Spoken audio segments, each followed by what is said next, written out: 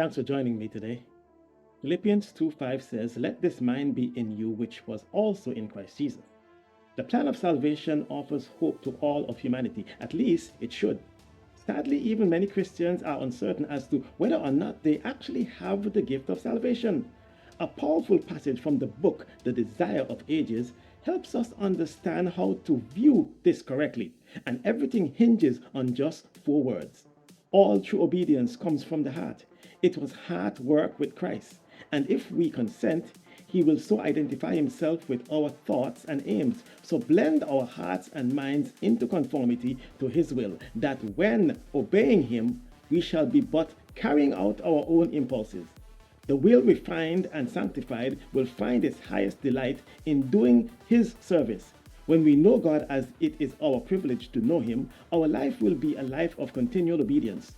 Through an appreciation of the character of Christ, through communion with God, sin will become hateful to us. We notice several things. God calls for true obedience, but how to render that true obedience is where many believers come detached. 4 key words reveal how true obedience can be experienced in a Christian's life. The author writes, and if we consent. Consent means to allow or to give permission. If we give God permission, the following happens. He will identify himself with our thoughts and aims. He will blend our hearts and minds into conformity to his will. And he will do that to such an extent that obedience will simply be the result of carrying out our own impulses. We find our own highest delight in doing his service, and our life will be a life of continual obedience. Further, sin will become hateful to us. What incredible promises! And how does this come about?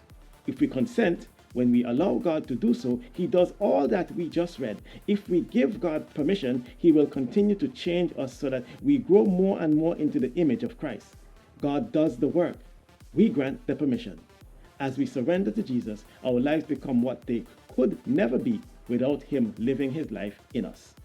I'm Von Joseph for Victory in Jesus, and I'll see you next time as we go into the Bible verse. Thanks for viewing into the Bible verse. For immediate notification on your phone, your tablet, or laptop, remember to click or press the subscribe button below. And more importantly, click or push this bell icon. Thanks in advance for your support.